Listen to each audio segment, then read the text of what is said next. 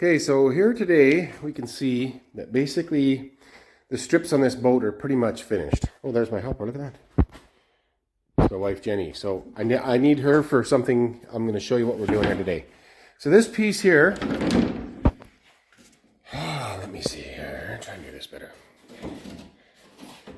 This piece here, it's all glued up.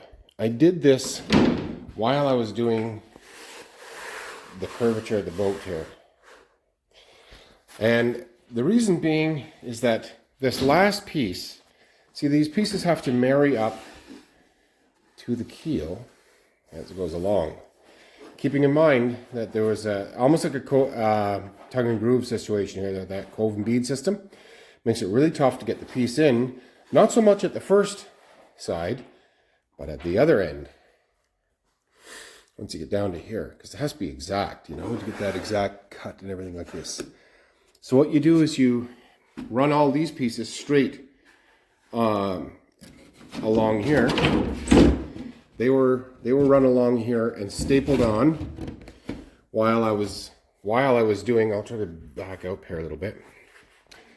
While I was doing this part of the boat, I stapled all these on here, and when they dried, pulled out all the staples, and it became formed. It's got a slight curve going this way, also a slight curve going that way. So it's formed to size, but now we have to scribe it to that curvature. And being as I'm too big to get underneath there, I asked my wife and she said she would.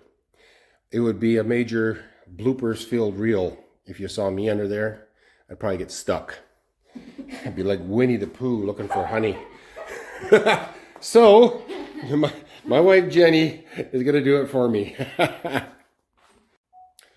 Okay, so now that we have scribed those, I've cut it out on the bandsaw to close to that line. You can see the line is right there. Anyway, so now the job is to take a hand plane and to bring it up that line. So I will do that, and then I'll show you dropping one of them in. So I got them both cut here.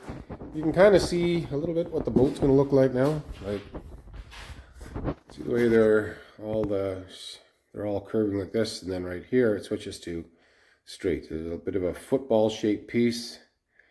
It's out in the middle like so. Anyway, it's unavoidable and part of the character of the boat. I'll come back when I have one of these ready to drop in so I can show you. Bye. So there it is, all those pieces that I scribed out, or Jenny scribed for me, and I planed them up, glued in place. I used epoxy on these because they're just butted joints. They're not cove and bead, where these ones here are cove and bead, so you just use regular wood glue. Next up is pulling out all these staples and fairing up the hull. I mean, I've started here. But something that's really frustrating is some of these staples are breaking off and leaving one of the legs in there, but I have to use a hand plane on all these to fair the hull, which is basically taking it from just facets to a completely continuous round curvature.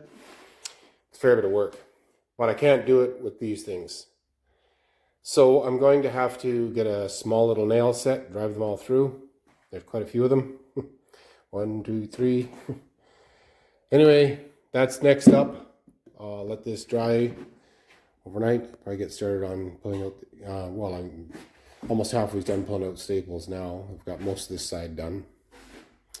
Probably get the rest of that done tomorrow, and I'll start on fairing the hull in the weeks to come and see how it goes. It'll really start looking fairly nice once the hull is really nice and smooth and continuous.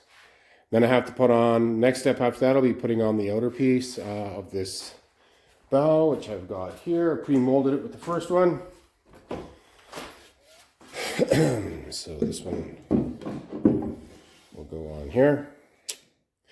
And then there'll be a keel go on, marry up with this. This will be cut at a 45-degree angle coming back. Keel going one end to the other. Then the fiberglassing starts in earnest. So we're well underway.